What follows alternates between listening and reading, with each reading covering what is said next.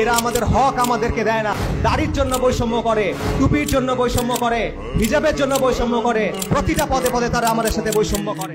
পলাশীর যুদ্ধের পর থেকে এই জমিনে ইসলাম এবং মুসলিম পরিচয়কে আক্রমণ করা হচ্ছে, ইসলাম এবং মুসলিম পরিচয়কে দমন করে রাখা হচ্ছে।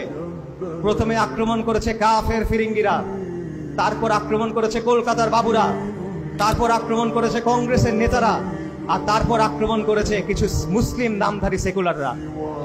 এবং এরা সব সময় চায় সমাজ থেকে, শাসন থেকে, ইতিহাস থেকে, সংস্কৃতি থেকে ইসলাম এবং মুসলিম পরিচয়কে দূরে সরিয়ে রাখতে। এরা আমাদেরকে দ্বিতীয় শ্রেণীর নাগরিক বানায় রাখে। এরা আমাদের হক আমাদেরকে দেয় না। এরা আমাদের জমিনে আমাদেরকে দাঁড়াতে দেয় না। এরা আমাদের জমিনে দাঁড়ায় আমাদের কথা বলতে দেয় না। প্রতিটা ক্ষেত্রে তারা আমাদের সাথে বৈষম্য করে।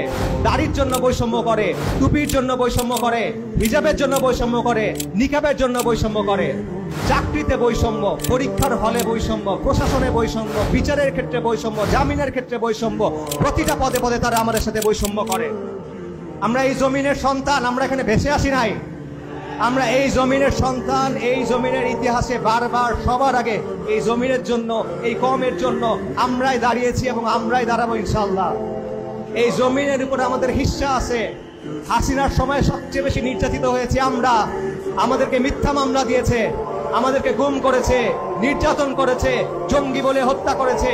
তারপরও এত অত্যাচারের পর, এত জুলুমের পর আর কোন জনগোষ্ঠী আছে যারা আন্দোলন চালিয়ে গেছে? আর কোন জনগোষ্ঠী আছে এত কিছুর পরও হাসিনার বিরুদ্ধে প্রতিরোধ গড়ে তুলেছে? এই সব কিছুর পরও আজও আমাদের সাথে বৈষম্য।